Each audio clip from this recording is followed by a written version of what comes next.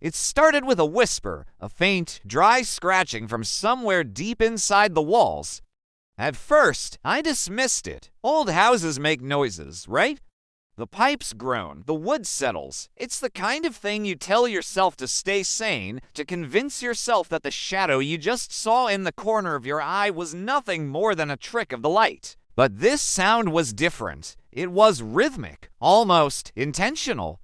Like a fingernail dragging slowly across old, splintered wood. Then came the knock.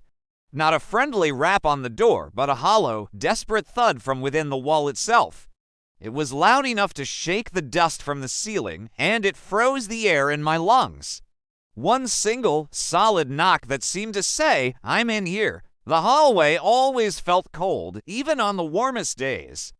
The paint peeled back in long, curling strips, revealing layers of forgotten colors underneath. Dark, creeping stains of water damage blossomed across the plaster like some kind of disease. This was where the sound was loudest. I'd find myself standing there for minutes, maybe hours, just listening. I pressed my ear against the clammy, cold wallpaper, its faded floral pattern rough against my skin.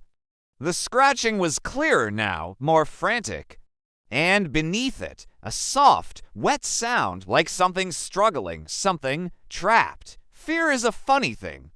It can paralyze you, but it can also push you to do things you'd never imagine. I had to know. I couldn't live with the not knowing, with the constant, gnawing question of what was making that sound. I grabbed a hammer from the toolbox, its weight feeling both foolish and necessary in my hand. The first strike against the wall was deafening.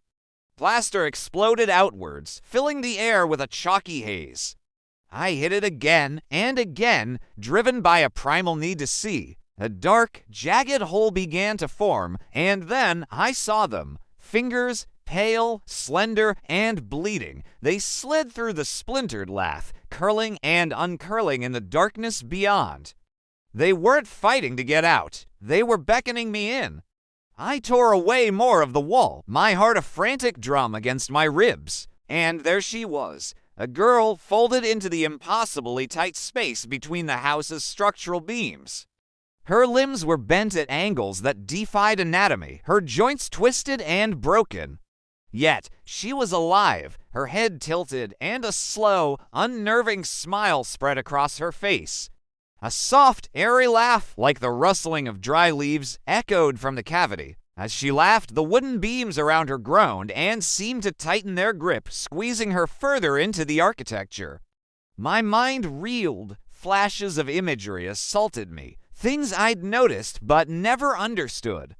The patterns in the old wallpaper weren't flowers, they were contorted faces. The deep scratches I'd found on the floorboards weren't from furniture, they were from fingernails. I remembered seeing what I thought was a knot in a wooden beam, but now I knew the truth. It was a row of small, yellowed teeth embedded in the grain. She wasn't trapped in the house. She was the house. The house was her body, and its groans were her breaths. The realization hit me like a physical blow, stealing the air from my lungs. She was a part of it, woven into its very fabric, and her blood was the sap in its wood. As if sensing my understanding, the hole in the wall began to change. It stretched, the wood and plaster warping and pulling apart like taffy, widening the opening without a sound. An arm, impossibly long and emaciated, snaked out from the darkness. It reached for me, its joints cracking and popping with each unnatural extension. Before I could even think to move, her cold fingers wrapped around my wrist. The grip was like iron. I watched in horror as black, spider-web thin veins crawled up my arm from her touch, spreading under my skin like ink in water, cold and dead. I tried to pull away, but it was like trying to fight the foundation of the house itself. The strength was absolute, ancient. She pulled me forward, the darkness in the wall swallowing me whole.